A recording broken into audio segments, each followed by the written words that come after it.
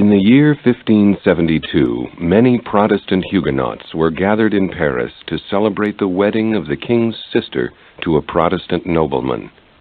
It was to be a festive day, with banquets, dancing, and parties throughout the city. But the day turned out very differently than planned. Leaders of the Catholic Church, who had long been fighting the spread of Protestantism, secretly arranged an assault. When the signal was given, over 2,000 Huguenots were brutally slaughtered in the city, including men, women, and children, some of whom were dragged screaming from their homes. As news of the attack spread, 10,000 more Huguenots were put to death in the outlying suburbs. It was an event that went down in history as the St. Bartholomew's Day Massacre. The massacre of the Huguenots happened over 120 years before the birth of the great French philosopher and writer Voltaire. Yet every year, on the anniversary of the massacre, he ran a fever that sometimes confined him to bed. It seems an incredible story, and yet many who knew him corroborated it. Such was the passion for justice and the hatred for intolerance and cruelty that existed in this remarkable man, the most influential figure of the French Enlightenment. Voltaire was unique both as a man and a philosopher. He was a prolific correspondent who left behind 20,000 letters to friends, filled with his thoughts and feelings. He was a wit and a charmer who delighted people with his amusing anecdotes and satirical comments. He was a humanitarian who actively supported and helped the oppressed and persecuted. He was a writer of stories, novels, poetry, and histories. He did not muse and contemplate and spend his time thinking, as most philosophers did. He was active, involved, and as interested in the arts as he was in thoughts. To the French of his time, he was a writer, not a philosopher at all. But to history, he was the intelligent, fiery, and energetic leader of France's Age of Reason. Voltaire was a Parisian by birth and by spirit, even though he spent much of his life traveling, in exile, or living in foreign cities. Late in life, he said of Paris, "I don't think that I've lived in this city for more than 3 years at a time. I know it only the way a German does on his grand tour of Europe." Nevertheless, he had a profound influence on Paris and France, and on all of Europe itself. Voltaire was born in Paris on November 21st, 1694. For some reason, it seems his birth was kept a secret, for he himself always said his true date of birth was February 20th, 9 months before it was reported. He also believed he was the son not of his mother's husband, but of an officer who was also a songwriter, which might account for the secrecy surrounding his birth. Voltaire never had much love for his father in name, and he lost his mother when he was only 7. He attached himself instead to his godfather, a free thinker and intellectual who guided his early learning. The era in which Voltaire was born marked the end of the glorious reign of Louis XIV. Louis, nicknamed the Sun King, was known for his brilliant court and the prestige France achieved during his rule.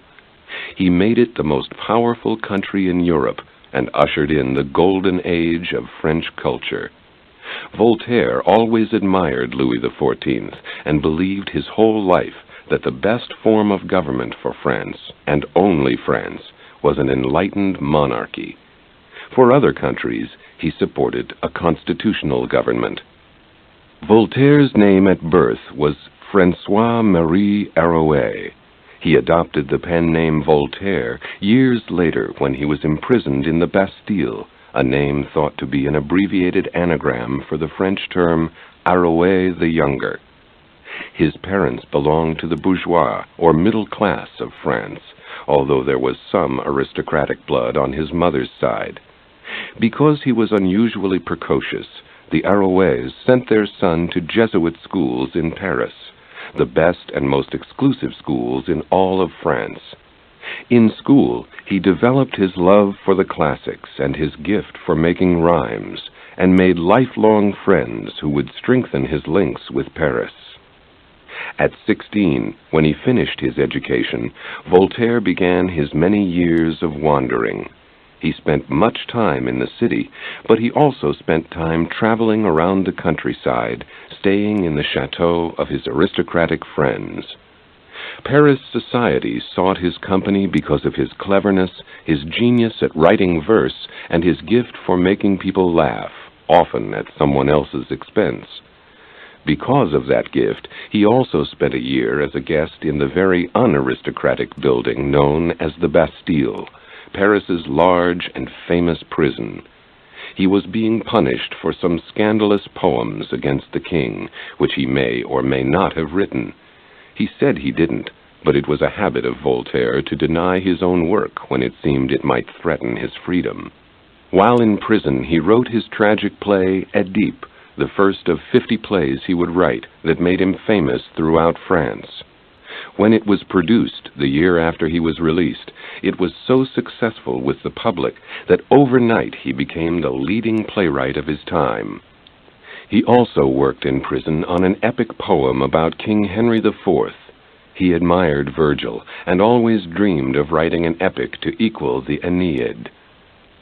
It was after this prison stay that he emerged with his new name, de Voltaire, a symbol of both his independence from family and background and his ambitions to fit in with the aristocracy. Once liberated from the Bastille, Voltaire thanked the regent for his gracious pardon. The regent, well aware of Voltaire's power, was equally anxious for a reconciliation and made apologies. Voltaire replied, "Your Highness, I am most grateful for your generosity with respect to my board, but in the future you need not worry yourself about my lodging." Voltaire's sharp wit, one of the greatest of modern times, was both a blessing and a curse to him. On the one hand, he could win almost any argument. His opponents came out looking either completely ignorant or utterly ridiculous.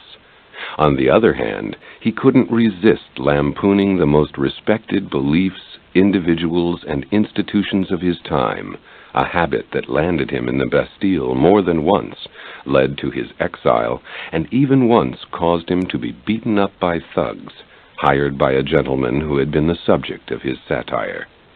The gentleman, the Chevalier de Rohan Chabot, had argued with Voltaire at the opera.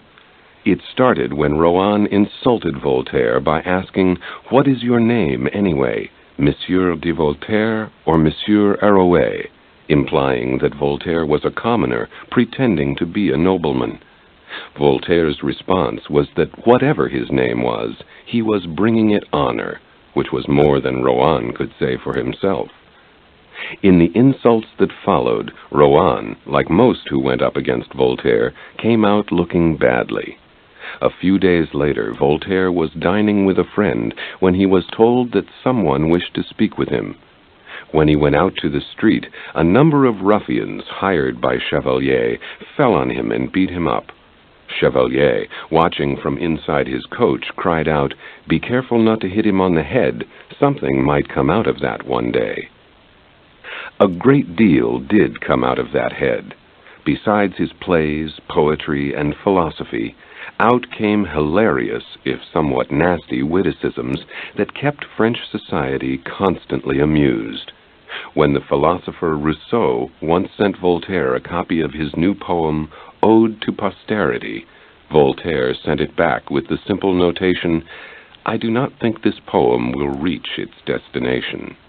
And at the funeral of a nobleman, Voltaire declared, "He was a great patriot, a humanitarian, a loyal friend," provided, of course, that he is really dead. As long as his ridicule was directed at the right people, understanding friends or dead men, Voltaire was all right. It was when he directed his bon mots toward the haughty and powerful that he ran into trouble. That's what happened when he came up against Rohan, who still wasn't satisfied, even after he had Voltaire beaten. Next, he arranged to have him carted off to the Bastille again. A few days later, Voltaire was allowed to choose between imprisonment and exile. he made the obvious choice. In a state of rage, Voltaire headed out for London, where he found a mini Paris of other exiles, all Huguenot refugees fleeing French persecution. The 3-year stay in England had a deep effect on Voltaire's opinions and ideals. While there, he made friends in the highest literary circle and studied progressive English thought, including that of Isaac Newton and the philosopher John Locke. He even attended the funeral of Newton, and when he returned home, set a goal of translating Newton's works into French. Because of England, Voltaire developed more radical opinions on religion and politics. He became convinced that the reason the English were at the forefront of scientific thought was because of the personal liberty it allowed its citizens. It's been said that Voltaire left for England a poet and returned a philosopher. In England, he also had the chance to practice the art of tactfulness. Feelings against the French were running high in those days, and Voltaire was once surrounded by an angry mob yelling, "Hang him! Hang the Frenchman!" Turning to face the mob, Voltaire exclaimed, "Men of England, you wish to kill me because I am a Frenchman. Am I not punished enough in not being born an Englishman?" This little speech so pleased the crowd that they cheered him and offered him an escort back to his lodgings. By the time he was in his 30s, Voltaire was independently wealthy through an inheritance and wise investments. He was also such a celebrity that he was asked to write 3 plays to celebrate the wedding of King Louis XV. Royal pensions, gifts, and other honors followed. In a 15-year period when he was in his 40s and his early 50s, Voltaire lived mainly in the French countryside with his mistress, Madame du Châtelet, a wealthy, cultured, and intelligent woman who owned an estate at Cirey, which Voltaire renovated at his own expense. The life the 2 lovers lived together was both luxurious and studious. Madame Châtelet was passionately interested in science and metaphysics and influenced Voltaire in both directions. They even set up what they called a gallery, which today would be called a laboratory, of the physical sciences at the chateau. Together they set out to translate Newton's masterpiece, Principia Mathematica, into French, after which Voltaire wrote a commentary on the book. Both learned English just so they could translate this one work. It was Voltaire, more than anyone else, who made Newton fashionable among non-scientists. In France, people were still reading the pre-Newtonian ideas of René Descartes, but with Voltaire's influence, it became chic not just to study Newton, but to understand and admire science in general. For that reason, Voltaire was the leader and the embodiment of the Age of Reason in France. While he lived with Madame Châtelet, Voltaire also wrote several plays, essays on metaphysics, philosophical tales, and poetry. From their chateau in Cirey, he made frequent visits to Paris, sometimes to supervise rehearsals for his plays. At one rehearsal, he was sitting with a group of friends when, during a lengthy reading of a speech, the philosopher Montesquieu fell asleep. Voltaire commented to the others, "Wake him up. He seems to imagine that he's in the audience." Voltaire was in his late 50s when he fell deeply in love with his niece, Madame Denis, his dead sister's daughter, without breaking off his relationship with Madame Châtelet. By then, he was an accomplished man of the world and the most famous literary man in all of Europe. Madame Denis was about 40, an intelligent but abnormally greedy and self-centered woman. Yet Voltaire wrote to her sensual and longing letters, begging for her affection and favors.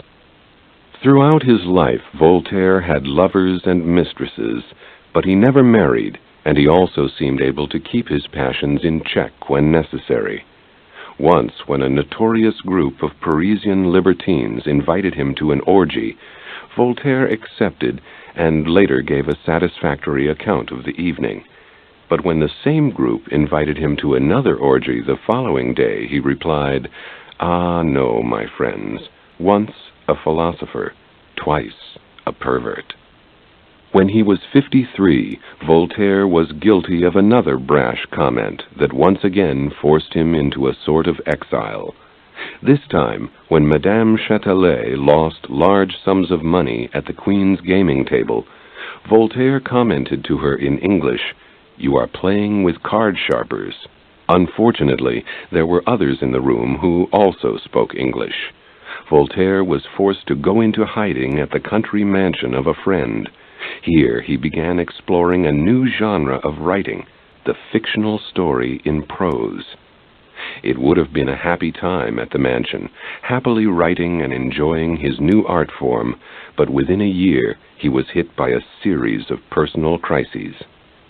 The first one occurred when he discovered that Madame Châtelet was having an affair with a poet named Saint Lambert, which, in spite of his own previous affair with his niece, seemed to cause Voltaire severe depression. Then, only a few months later, Madame Châtelet died, in a way that can only be described as classically French.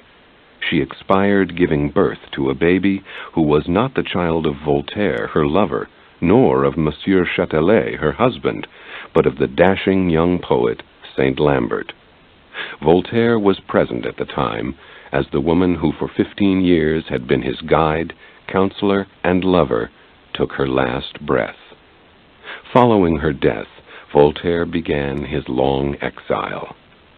He first returned in despair to the house in Paris they had shared, where he would rise in the middle of the night and wander in the darkness, calling her name. His sense of defeat grew even worse when his latest plays, the first sentimental comedies he'd attempted, were complete failures. Then he made the mistake of getting involved in some of the king's politics.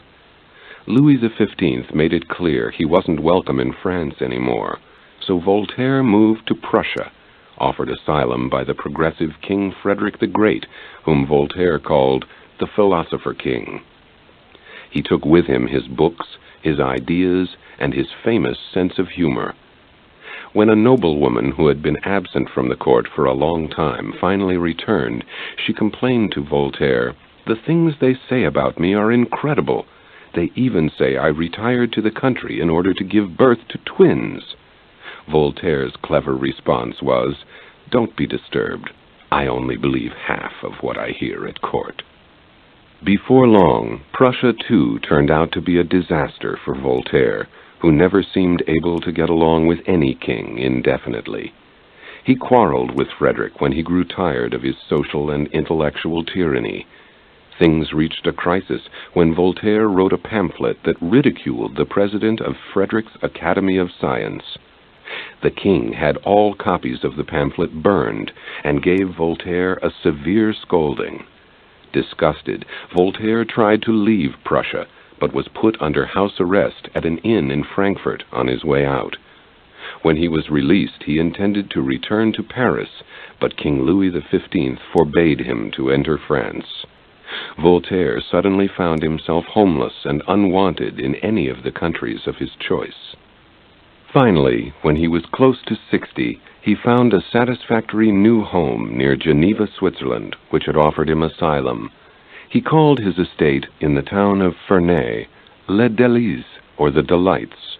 He lived out almost the entire rest of his life there, returning to Paris only to die after an absence of 30 years. Throughout all these years of wandering and exile, Voltaire kept in constant touch with Paris through correspondence with his friends.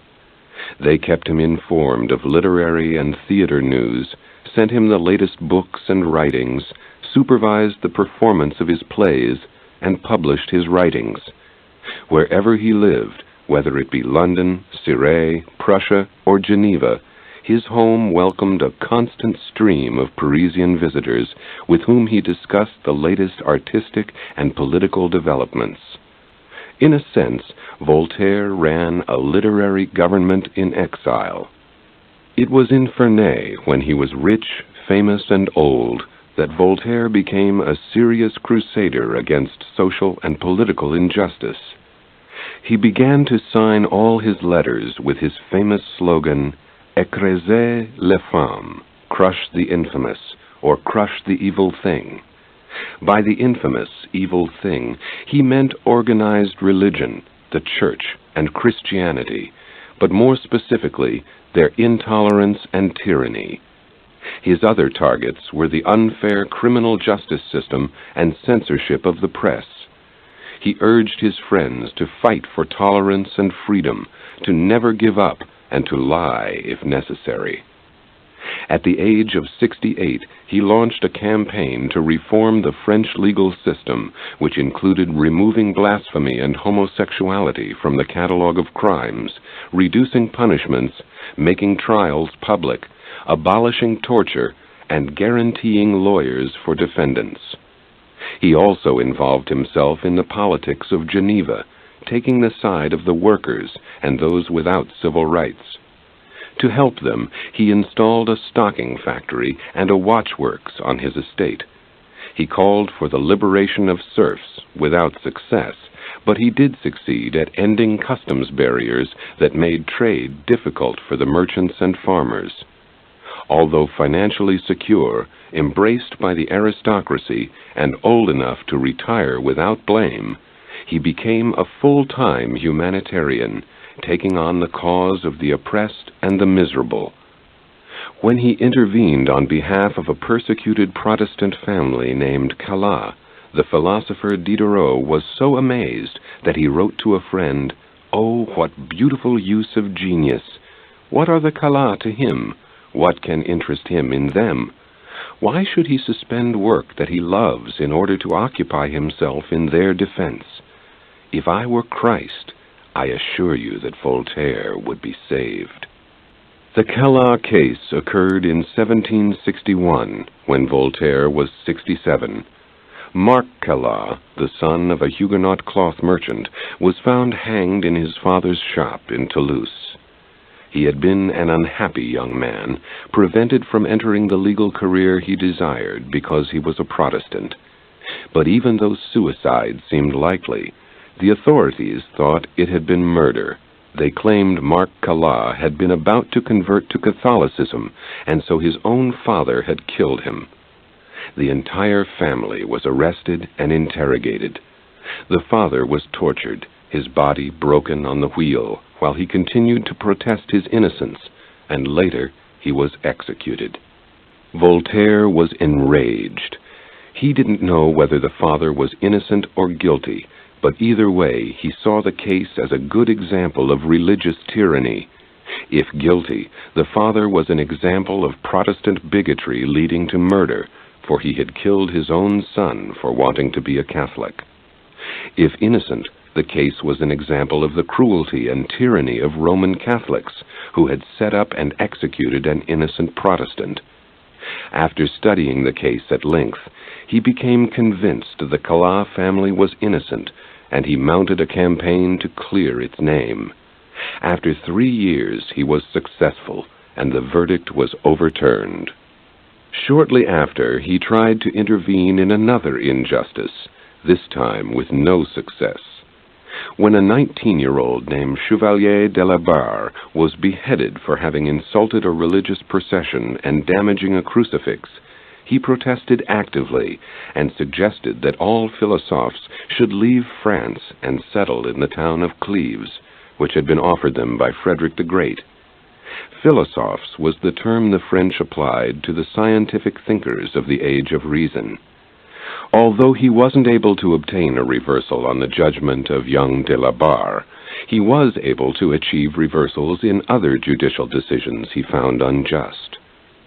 His generosity with the locals and his commitment to social justice earned Voltaire the popular acclaim of the people in Ferney. His fame was now worldwide, and he had so many esteemed visitors that he was called the Innkeeper of Europe.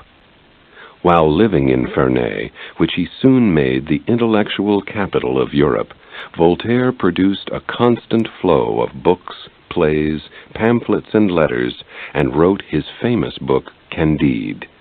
He also kept up an enormous correspondence with the philosophers, with actors and actresses, with those high in court circles, including Madame du Barry, favorite consort of Louis XV, and Catherine II of Russia. He even renewed his friendship and correspondence with Frederick the Great.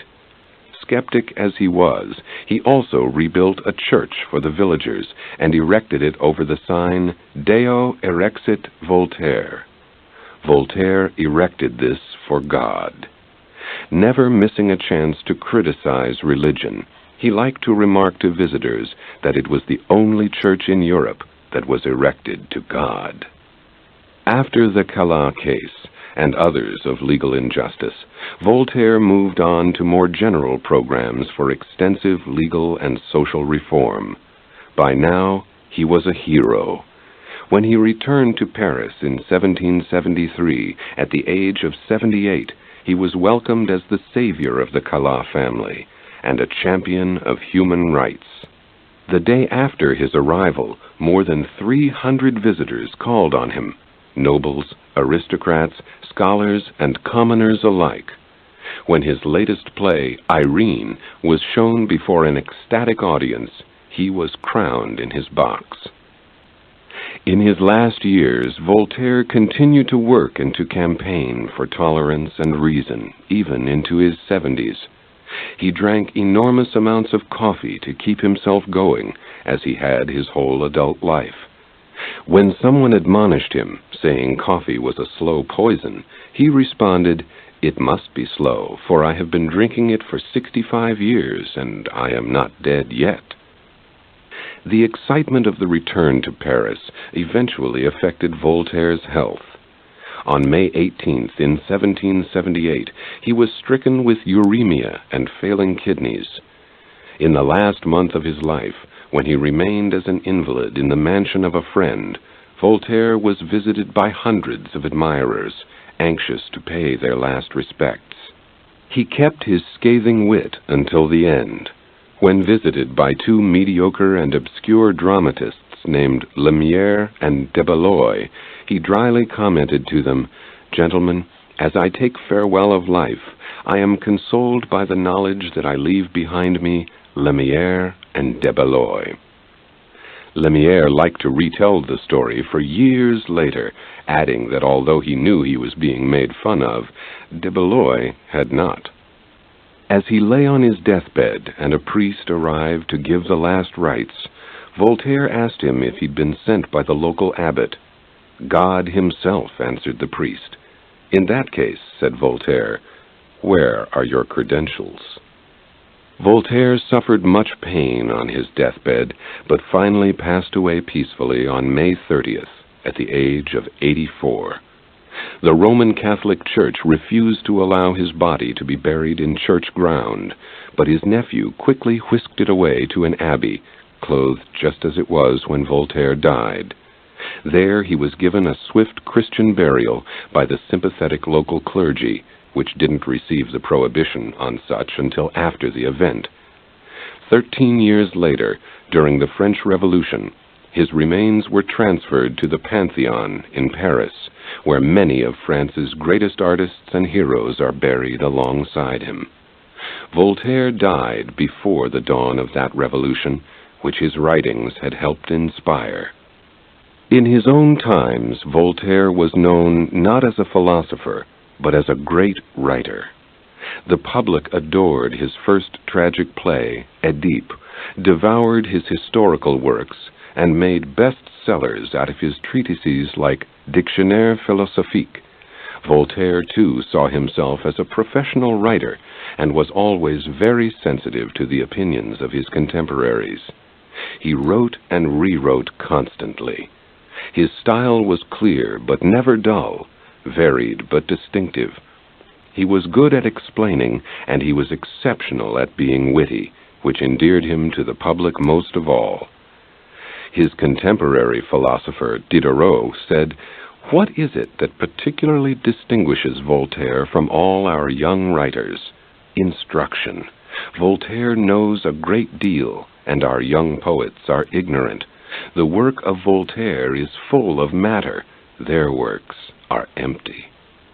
At the time Voltaire wrote, there was heavy censorship and suppression.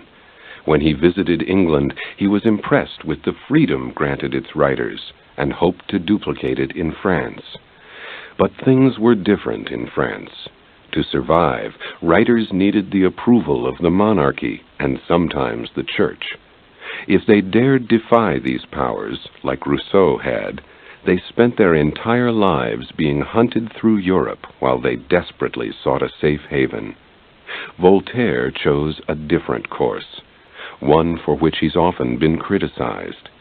His tactic was to flatter the kings and queens of Europe in hopes they would then allow him to publish his works. He wrote letters to some monarchs that are said to be too embarrassing to read, so servile and ingratiating are they. These tactics caused the poet Goethe to later say of Voltaire that few writers had made themselves so dependent in order to be independent. But if a writer of the 18th century had subversive ideas, as Voltaire did, the choices were either persecution, exile, imprisonment, or, as he chose, pretense. Not only did he flatter, but he sometimes denied writing pieces he had obviously written. It was all part of his struggle to survive and to be able to continue with his work. Of all the writing Voltaire did, his plays, his poems, his stories and essays, only the novel Candide is still widely read today. It's a brilliant philosophical tale that describes the adventures of a young man as he wanders around the world. But beneath the story is a complex exploration of the nature of good and evil. Candide sees and suffers so much misfortune that he's unable to believe that this is the best of all possible worlds, as his teacher Dr. Pangloss has taught him.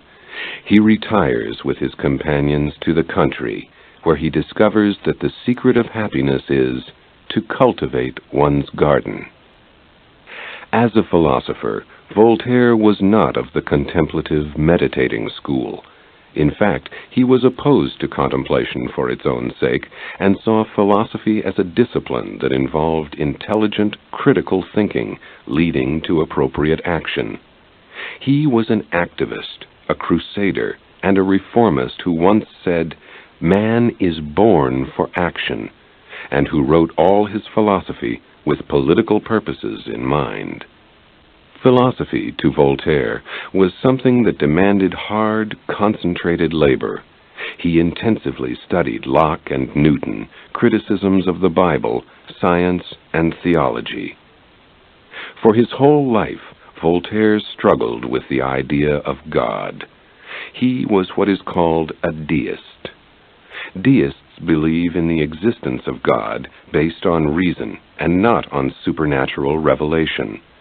They also believed that God sets the world in motion, then sits back and takes no personal interest in it. Voltaire felt the world had been created by a divine intelligence who had established a world based on universal, unchanging laws.